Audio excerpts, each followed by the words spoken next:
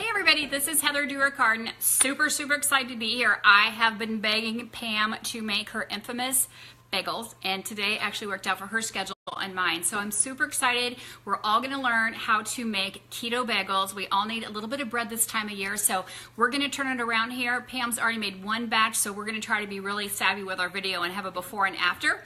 But I'm gonna turn this around and introduce you to Pam. Say hey. Hi. All right.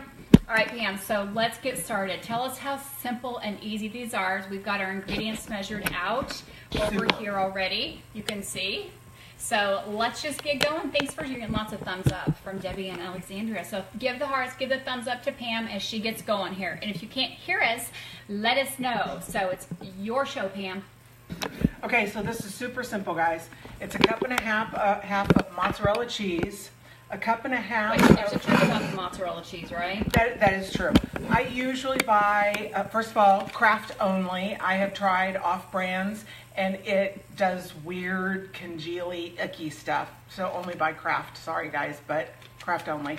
But also I tend to buy the one that has a little bit of Philadelphia cream cheese added, and it tends to melt a little smoother, so I would recommend that. Otherwise, add a little extra cream cheese, which we did this time. So a cup and a half of mozzarella cheese, then a cup and a half of almond flour. Do you guys want to have Pam just show you what's in the bowl? Does that work better? So whatever you want to do. Okay. Help me pick it up, maybe. So a cup and a half of almond flour. Awesome. And then a tablespoon of baking powder, or you can use baking soda, but it's a slightly different measurement for the baking soda. So pay attention to that when you're looking at the recipe. And then 2 ounces of cream cheese, although we ended up doing 3 ounces this time since we don't have extra cream cheese in the mozzarella. I didn't know which one to buy. Sorry, guys. That's I'll okay. know next time. And then we did 1 egg that we beat a little bit. And what we're going to do now is we're going to take the mozzarella cheese and dump it into a microwave-safe bowl. And we are going to take the cream cheese and dump that in. Amy, come over. Break it up. Yeah, Amy. Break it up a little bit. And I'm going to throw this in the microwave for about 2 minutes, maybe not quite. Yeah, the directions say make, depending on your microwave for like 30 to 45 seconds, then check and stir, but the master's telling us she's going to put it in there for 2 minutes. Hey, Selena, you have to try these. Are amazing. And thanks everybody for joining us today. Amy, if you're at work, how are you watching this on Facebook? Yeah, Amy. Aren't you supposed to be working? Okay, so tell us the trick, because I had asked Pam earlier. So there is a trick when you microwave it. So you do want to stop and stir it. Yes. Tell us what the trick is, because you can overcook it, and that's a bad thing. That is a bad thing. So basically what I do is I let it go for about 30 seconds, and then I stir it, and then I let it go for another 30 seconds and stir it. So I stir it every 30 seconds. And I usually end up letting it go for close to 2 minutes. Minute and a half to a minute and 45 seconds for sure, maybe 2. It all depends on how smooth it is. So. Hey Debbie, we are going to post this. Hey Trina, miss you. We're going to post this recipe down below, but Trina, these are the same ones that Pam brought last time we were over. So as Pam is getting that mozzarella cheese nice and gooey, I'm going to ask her a couple questions here while she microwaves. So Pam has been on a ketogenic low carb journey for about 18 months, correct? A little over 2 years now. Oh my gosh, 2 years now. So amazing things have happened in your life. You were searching for the right way of eating for your body for a few decades, it's safe to say, Just right? a few. So tell us over the last couple years what's really changed, because honestly, we got together making waffles out of almond flour and making fat bombs. So I'm so excited to have bread today, because you're a wonderful cook. So what have you really changed in your home cooking? You just redid your kitchen. Right. And then what's really changed with your life and your kitchen? Everything's changed because I've lost 90 pounds. But everything. That is so crazy. Everything has changed. I've changed.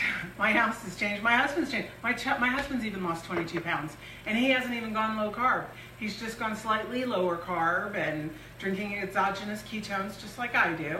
And even my son has lost a little bit of weight and feels better and does better, and But 90 pounds Everything's down better. is life-changing because Yes, you it bowled your whole life, right? So now bowling at 90 pounds down or getting out and exercising. Everything. We can definitely talk about shopping for a whole hour because it's been a whole new door has opened. She loves to shop. Anybody out there? So when you start losing fat or getting healthier or actually turning turning fat into lean muscle, you actually start shrinking your body. So shopping is definitely one of those. But I think cooking is so much fun when you can do it with friends and you can try different stuff and recipes. So show us the consistency of what you're doing. Okay, So let me you- just dump this in here real quick. So first. she put in the 1.5 cups of almond flour. She put in the 1 tablespoon of baking powder. Now she has. And this is just kind of like a doughy consistency. It's nice and melted. And I'm going to go ahead and dump this in as soon as I give this a quick stir to get my baking powder mixed in. So we're not sifting the baking stuff with the almond flour. You can buy different types of almond flour. I just always encourage people to buy organic when possible. So we had organic eggs today. Almond flour, buy the best quality that you can.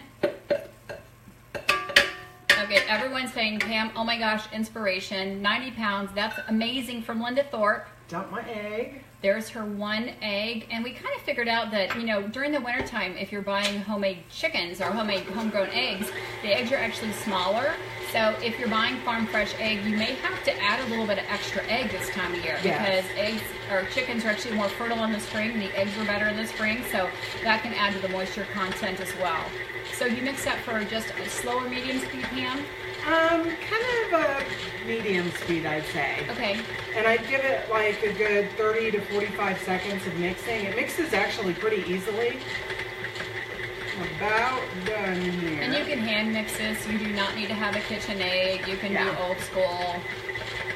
But this dough actually mixes very nicely. Hey, Kim and Carrie, thanks for joining us. So. And let us know where you're coming from. And if you end up watching this on a replay, put a snowman down because Pam's favorite thing to collect over wintertime is snowmans. She has snowmen all over her house. So let's see what that looks like. So. Oops, she's going to dump it out. A little bit. So that's what it looks like. Hey, Selena, we have 2 Selenas on today. So it looks like it's a pretty good consistency. It is. And I just kind of make a big log with this. Lori is sitting on her homemade broth. Lori, are you having a piece of your bread with that? Her bread was yummy. Yeah, we have one more day on our bone broth. I need to cut out the marrow. So, Pam, this makes 6 servings. This makes 6 servings, so I'm going to cut it into 6 pieces, 6 equal pieces, about equal. Have you ever tried doubling the recipe? I have not. I haven't tried doubling just one recipe. I've only done individual. Okay, so and then I just roll it out into kind of a snake. And then all you do for the bagel is attach the ends. But this recipe is called the Fathead recipe. Oh, look at that bagel, guys. And so you could actually make a bun. I know Rachel D made some buns with this. You could make, I think Lori just made a nice big loaf of bread. You could make like a big Panera style of bread as well, or panini style of bread. Right, Pam? Mm-hmm, definitely. You could almost, did you use this when you made the cinnamon rolls? It's similar to this. It's Okay. very, very similar. So because it is a fathead recipe. So next week we got to make cinnamon rolls. So we put sesame seed on some of them earlier, but I'm even thinking we could put cinnamon and even the brown sugar trivia on Absolutely. top. Absolutely. No reason why not. You getting lots of hearts, Pam? Thanks. These are so yummy, you guys. When we made these the last time, they were a big hit. And they're really good with cream cheese on them, if you like a little bit of cream cheese. They're almost too pretty to eat because, you know, they only bake for 12 minutes, so the oven has been heating at 400 degrees. Yeah, Selena said she does a fathead pizza crust, which makes total sense. You can even make a cannoli. You could actually cut that thing, stuff it full of pepperoni and sausage and cheese and mushrooms and spinach, and then bake that thing. Absolutely. Yeah, lots of hearts on that. Yeah, love that. Have Has anybody ever tried freezing these? So Debbie is asking about the carb count on this. Debbie, it's got to be super low. The carb is really just going to be from the almond flour, and if you use different brands of almond flour, we have a super fine one today which mixes better. That's going to have a little higher in the carb. If you use the almond meal, it may be a little lower in carb. So we'll post that recipe down below. And if I'm ever making a ketogenic recipe, I just go through my fitness pal. I put all the macros, or I get a piece of paper and pen and write down like 1.5 cup of mozzarella, how many grams of fat, how much on the flour, and then if I make 6 waffles or I make 6 bagels or 8 bagels, I just do the math on it and divide it out. That's generally the easiest way to do it, but we'll definitely post that down below. I wonder. What do you wonder, Pam? Still a little dry. These are coming out a little drier than the last time I made them. And Dr. Heather and I were sitting here trying to figure out why. And we think it might be the egg. We didn't add extra egg this time. We did add a little bit of extra cream cheese. I think they look fabulous. And they're less dry than they were the last one, for sure.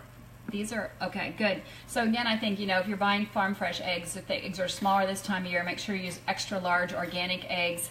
Pam suggested a little bit extra cream cheese. I think that's what happened. We tried to make an off-brand before. So we're not going to use sesame seed on all of them, but we're going to dip these in here. She's just dipping it right there in a sesame seed mix to make them all pretty. But you could use Italian seasoning. You could do some cinnamon. So I'm going to have her do about 3 because Isaac's not a super fan of the sesame seeds. But it's this simple. You could do such a variety with this. People even put a little bit of shredded cheese on it and they bake it. So now this is going to go in the oven at 400 degrees for 12 minutes. If you guys have questions, let us know. Hey, Lori, was yours a fathead recipe? She's not answering me. She's at work. Oh. Hey, Michelle, I'm super excited to have so many people on here joining us. And again, that took less than, I could look at the video, less than like 10 minutes to mix up. They're going to bake for 12 minutes. And then we made a batch earlier, so it's very minimal cleanup, which I'm always a super fan of. And then this is what they look like. So these are beautiful. Actually, I could take them off the plate, so I'm going to let Pam hold one up and just kind of give us a good 3D. Let's find a pretty one. That one's pretty. This one's not bad. So, you guys, look how amazing that looks. So turn that over for me.